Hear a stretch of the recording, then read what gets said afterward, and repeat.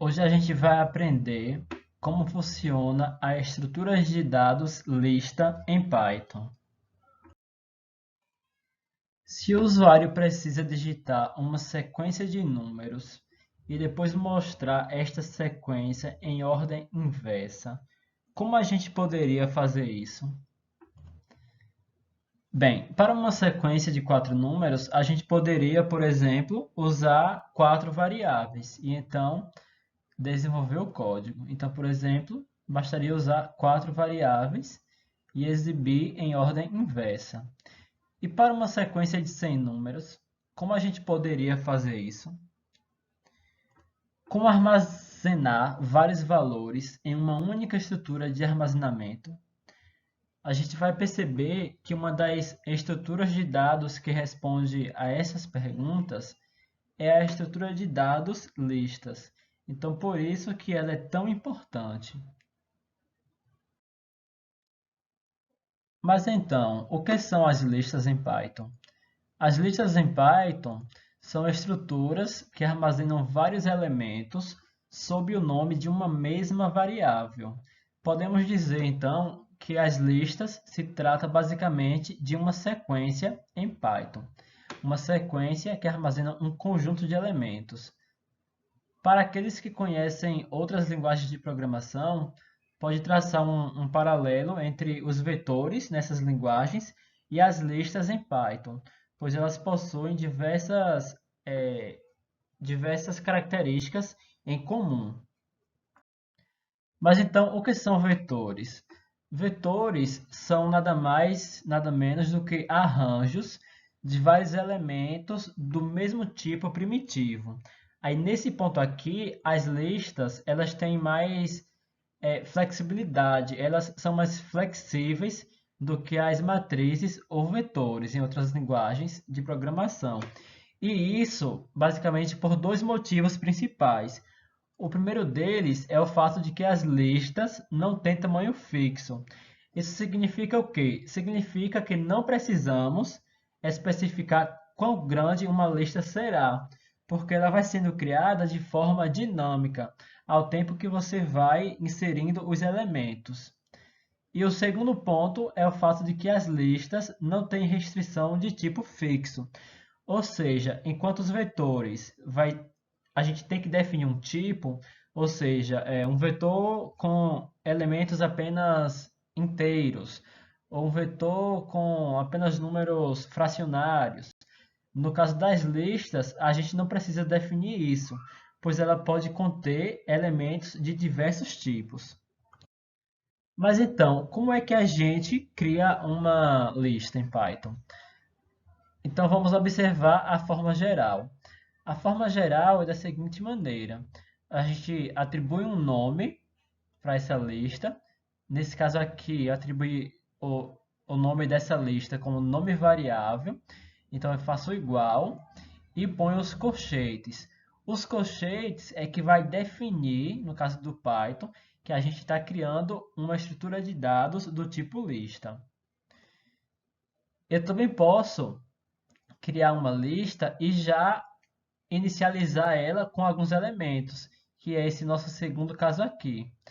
Nesse caso em particular, eu inicializei a lista com os elementos A1, A2, até o elemento AN. Lembrando que nome variável é o nome da lista ou vetor. No caso, a gente vai chamar a lista de vetor apenas se todos os elementos dessa lista for homogêneos, ou seja, for do mesmo tipo. O colchete representa uma lista ou vetor vazio, e nesse outro caso, representa uma lista pré-inicializada. Então, você pode tanto criar uma lista vazia e inserir os elementos no tempo de execução do programa, dependendo do que você quer fazer, ou você já pode inicializar uma lista com alguns elementos já previamente inicializados. Lembrando que, mesmo você inicializando inicialmente, você pode adicionar mais elementos e vai depender muito do seu objetivo. Então, vamos observar alguns exemplos. Nesse caso aqui, eu criei uma lista com o nome dados e outra lista com o nome números. Nesse caso aqui, de números, eu posso chamar de vetor também. Eu também, aqui eu crio uma outra lista, mas com dias, iniciais de dias da semana. E aqui eu crio uma outra lista, eu dei o nome de lista, e nesse caso eu não tenho elementos de um mesmo tipo, e sim elementos de tipos diferentes, como vocês podem observar, tanto inteiros quanto fracionários, quanto do tipo string. Mas como é que eu posso acessar esses elementos de uma lista?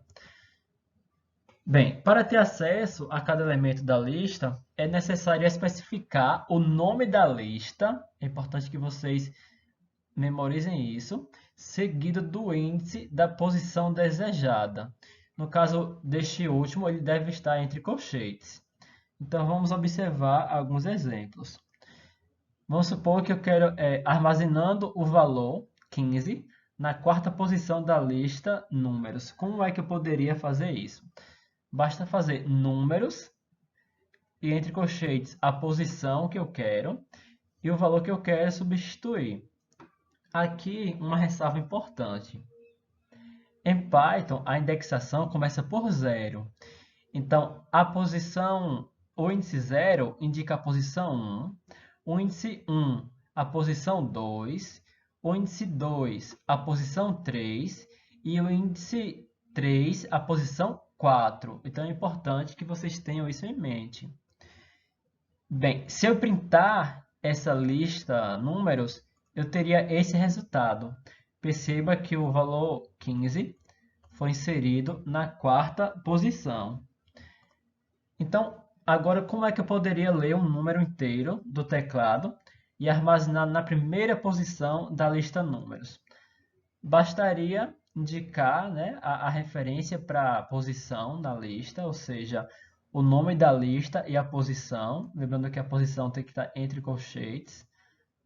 No caso aqui é o índice, mas como eu falei, o índice 0 representa a posição 1. Igual int input, e aqui o valor digitado pelo usuário vai ser inserido nessa posição indicada. Então, supondo que o usuário digitou 30, se eu printar, eu terei o valor 30 na primeira posição.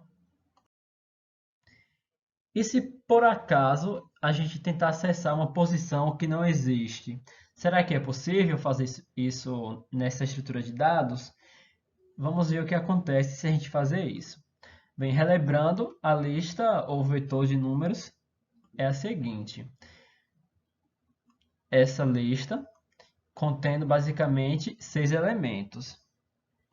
Então, e se eu tentar mostrar um elemento que esteja na posição 7, será que é possível? Então, se eu fizer print números na posição 7, o que será que vai acontecer?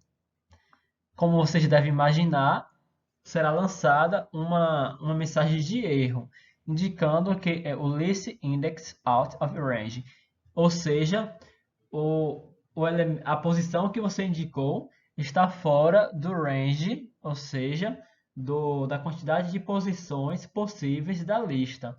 Ou seja, só temos a posição de 1 até 6. Não existe essa sétima posição, que nesse caso seria de 0 até 5, considerando os índices, que no caso vai do índice 0 até o índice 5, totalizando, no caso, 6 posições. Então é isso, na aula de hoje foi isso que eu queria passar para vocês. Na próxima aula a gente vai aprender um pouco mais de listas, agora observando as ações, ou seja, inserir, remover, entre outras coisas.